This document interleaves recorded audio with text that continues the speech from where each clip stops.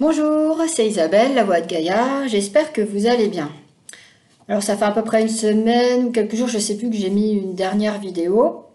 Et suite à ça, j'ai une personne qui m'a demandé qu'est-ce qu'un runner et qu'est-ce qu'un chaser. Euh, j'avais répondu en commentaire que ça serait trop long à lui expliquer. Donc je lui ai dit, je l'ai invité à aller sur internet pour regarder quelle était la description du runner et du chaser. Du coup, ça m'a donné une idée de décrire le runner et le chaser dans le parcours. Pardon, j'ai la voix qui est en train de s'érailler. Ça arrive. Et je trouve que c'est bien aussi parce que c'est vrai que j'ai pas pensé à le faire. Et avec l'expérience et avec mes consultations et aussi par rapport à des recherches que j'ai fait, je peux vous brosser un portrait du couple sacré. Voilà. Je peux vous brosser ce portrait. Et alors, il y a beaucoup de choses. Donc, j'ai mis vraiment ce qui était le plus important là-dessus. Donc, comme vous le savez, à la base, il y a l'âme, à la naissance de l'âme originelle. Elle est scindée en deux. D'un côté, il y a le runner, d'un côté, le chaser. Alors, me demandez pas pourquoi on a appelé ça runner et chaser, et pourquoi on appelle ça un parcours flamme jumelle. Franchement, j'ai pas regardé. Après, s'il y a des personnes qui le savent, peuvent m'apporter l'info, puis après, je peux faire des recherches et faire une vidéo. Alors, on parle aussi... Alors, quand l'âme a été scindée en deux, il y a un contrat qui a été fait, j'ai oublié de vous le dire, avec la source. Voilà. Donc, en fait, il y a le yin et le yang, parce que l'âme, avant d'être scindée, donc, elle est équilibrée au niveau du yin et du yang. Alors, donc, après, il y a le runner et le chaser. Il y a le yin et le yang. Alors, il y en a, ils ont... Par exemple, le runner, ça peut être un excédent de yang ou un excédent de yin. Il y a plusieurs choses que j'ai vues sur Internet. Donc, on va pas parler de yin et de yang, mais on en parle quand même on parle quand même parce que la finalité, c'est qu'il y a l'équilibre des polarités lors des retrouvailles au niveau du parcours. Moi, je vais vous parler des blessures et tout ce qui va autour. Alors, le chaser, lui, il a la blessure d'abandon et du rejet, avec d'autres blessures. Alors, il y a l'humiliation, la trahison et l'injustice. Alors, le chaser, sa dominance, c'est au niveau de l'abandon. Par contre, il y a le rejet, forcément, elle est moins forte. Pour les trois autres blessures, alors il peut avoir les trois aussi, ou l'une des deux, enfin bref, soit 4 ou 5, ça dépend ce qu'il y a à travailler. Le runner, pareil, il peut avoir les 5 blessures, comme 4 ou 3, mais généralement, dans le parcours flamme jumelle, on a les 5 blessures. Voilà. Après, suivant nos incarnations, on a plus de blessures, certaines à travailler que d'autres. Par exemple, je parle pour l'injustice, l'humiliation et la trahison. Donc le runner, sa prédominance, c'est la blessure du rejet. Il a quand même la blessure d'abandon, mais elle est moins forte que le chaser. Alors là, je vais vous dresser le portrait, par exemple, du fait de la dépendance affective. Parce que à chaque info que je vais vous donner, en fait, ils sont en résonance, hein, tous les deux. Mais ça fonctionne différemment. Alors, par exemple, le chaser, il a une dépendance affective, voilà, vis-à-vis de son runner. Par exemple, au début du parcours, vous l'avez remarqué, vous êtes en dépendance affective face à votre runner. D'avoir les messages, et puis aussi de se mettre en posture sacrificielle, d'être dans la souffrance. Tout ça, ça fait partie de la dépendance affective. Le runner, lui, il a une dépendance affective par rapport à son environnement, par rapport aux tierces, par rapport au conjoint ou à la petite amie avec qui il ou elle est. Et il a un rôle aussi qui fait que, par le fait de son yo-yo, du coup, vous souffrez, comme je disais, mais lui, il porte des masques, il a des peurs, donc ça, c'est ce que je vais vous détailler aussi.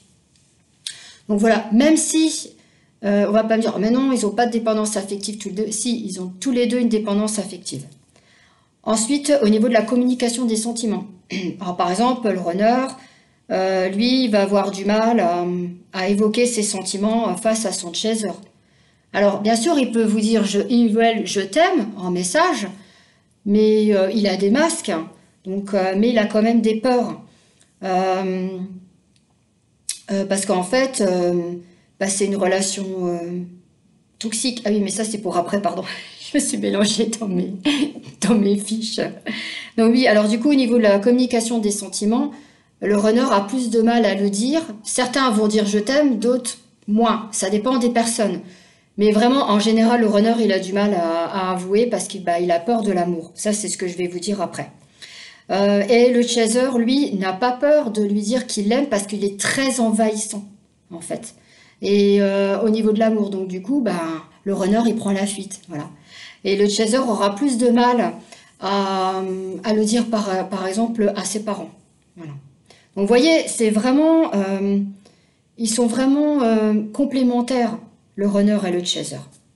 Alors avant de continuer, je voulais vous parler d'un post que j'ai mis pour un soin, c'est le triangle d'or d'Isis.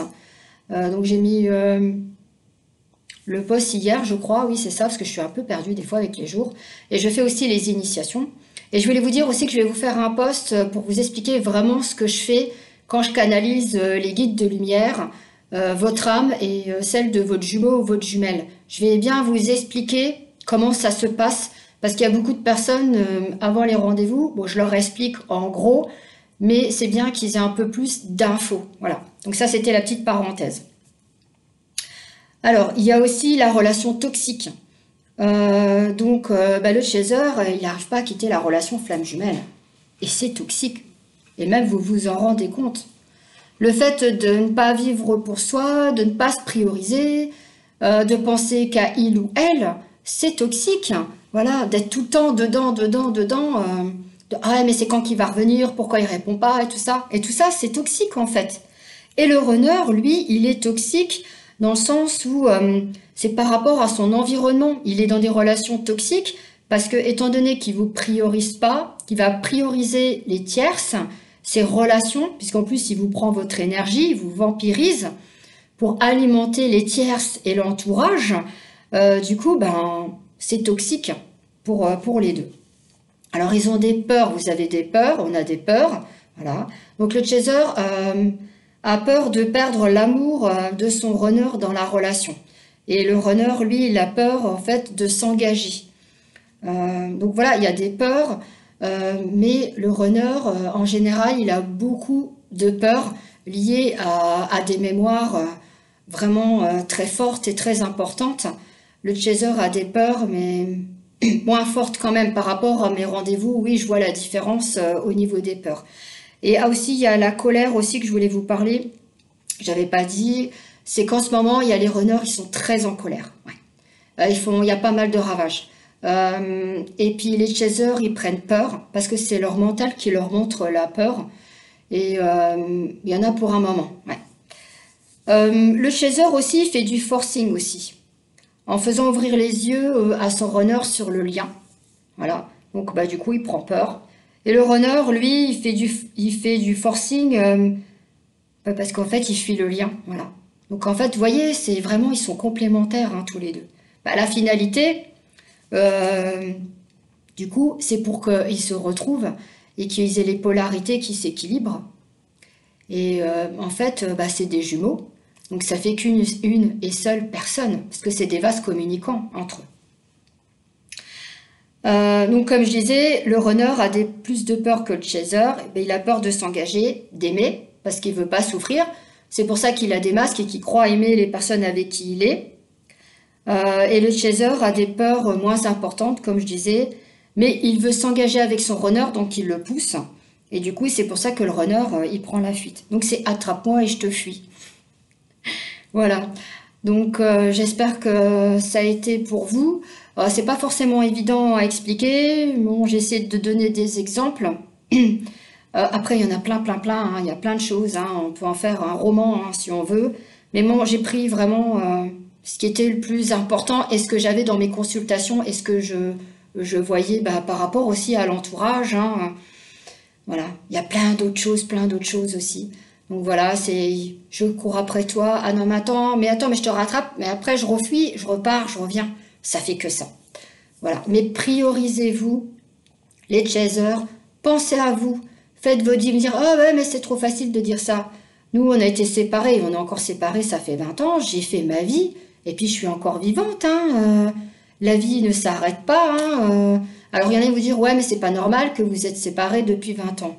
Euh, Chaque incarnation, chaque parcours est différent, on n'a pas à juger de quoi que ce soit. Donc, il y en a quand ils disent ça, pour moi, ça résonne pas du tout. Donc, il y a beaucoup de couples où ils ont été séparés pendant des années, ils se sont rencontrés quand ils étaient jeunes, ils ont fait leur vie et ils se retrouvent 20 ans ou 25 ans après. C'est pas la fin du monde.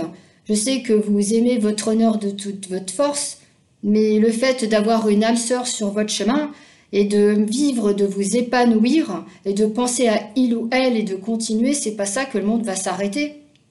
Et puis après, vous vous retrouvez pour le meilleur, pour être des nouvelles versions de vous. Dites-vous ça. Je vous invite à penser à ça aussi, c'est important.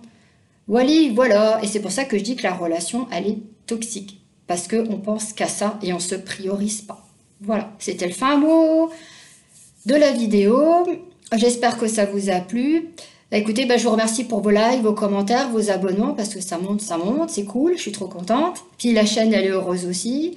Elle me dit qu'elle est super contente. Voilà. C'est tout. Je vous souhaite une belle après-midi et puis à bientôt pour une nouvelle vidéo. Ciao!